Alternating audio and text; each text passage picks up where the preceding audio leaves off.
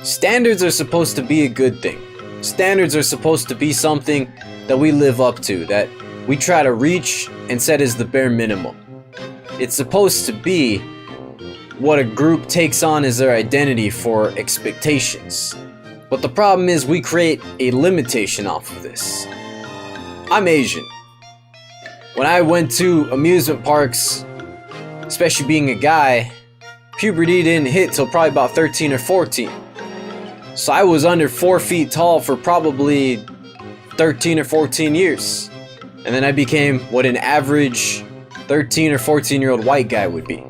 So every time I try to ride one of those roller coasters, try to go on any sort of one of those fun rides that I was told by friends are fun, they'd turn me down. I'd have to put on 2 baseball caps. I'd have to stand on the balls of my feet without making it look like I was. I had to basically lie to the guys who were trying to keep me safe just because I wanted to get on that ride. And even though this is probably a terrible analogy, because those are safety reasons, height restrictions, weight restrictions, that's supposed to keep the rider safe. But all these restrictions that we have in life, it's just information that we don't really need to know. Honestly, I think most things should just be you either got it or you don't. Because you don't need to retain 100% of the information to use it. But most of the things we do aren't that technical. They just require that we put in the work that needs to be done when it needs to be done. See, now you only need probably 20% of the information just to know where to look. But because of these limitations, or all these things we tell ourselves, oh man, maybe it makes more sense to do this workout when I'm a bit lighter. But you never get that light. Maybe you tell yourself you're going to start weightlifting when you get a little bit stronger, but you never get that stronger. Maybe you tell yourself you're going to put in an extra hour of work when you start getting more responsibilities, but you never get that responsibility. Maybe you tell yourself you're going to stop eating a certain amount of calories a day when you find a better diet, but you never find that diet. All these things have to do with specifics, because that's what the brain likes to live on. It knows that in order for us to make sense of the world, we need logic, we need rationality. That's the security that we can rely on.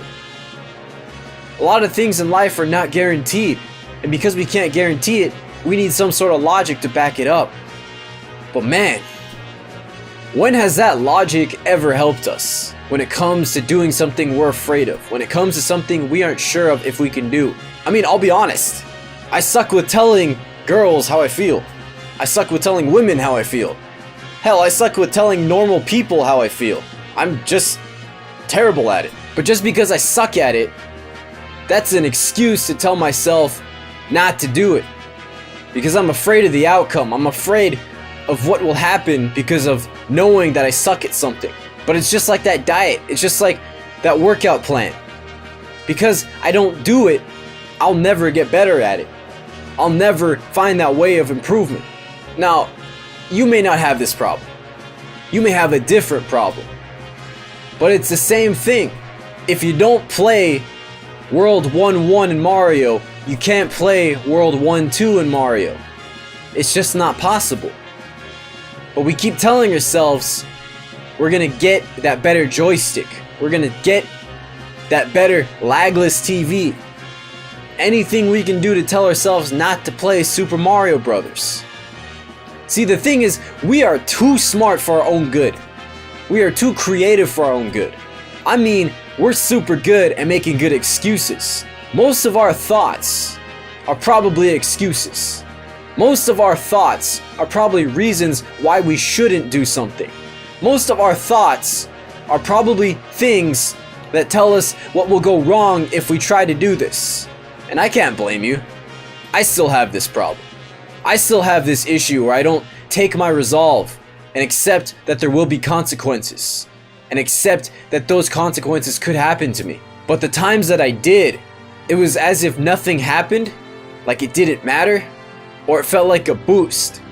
If you take out the option of not being able to do something, and you only have one big red button to press, it'll feel great to press that big red button. You knew you did that job solid. You didn't hesitate. You took that big red button.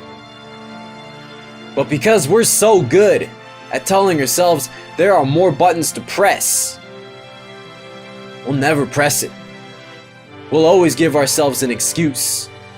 We'll always tell ourselves that that wasn't the best option. Because the truth of the matter is, our brain, our ego, our subconscious, whatever you want to call that level of thinking, is just trying to look out for us. It knows that there exists a best plan, a best outcome. But the thing is, nothing is certain. We don't know all of the information, and we can't. But given the information that we know, that seems like the most logical thing to do. To not work out, to not go on that diet, to not express ourselves to the people around us. If we accept what will happen as a possibility, if we accept that it may not be the best route for us to take, even though we know it's right, even though we know it's what we need to do, then the only button we can press at that point is the button that will shut down our excuses and propel us forwards. Because we can't stop the excuses. We'll always find new ways to make new ones. But we can still try to find new ways, or rather the only way, to do what we want to do. And that's just to do.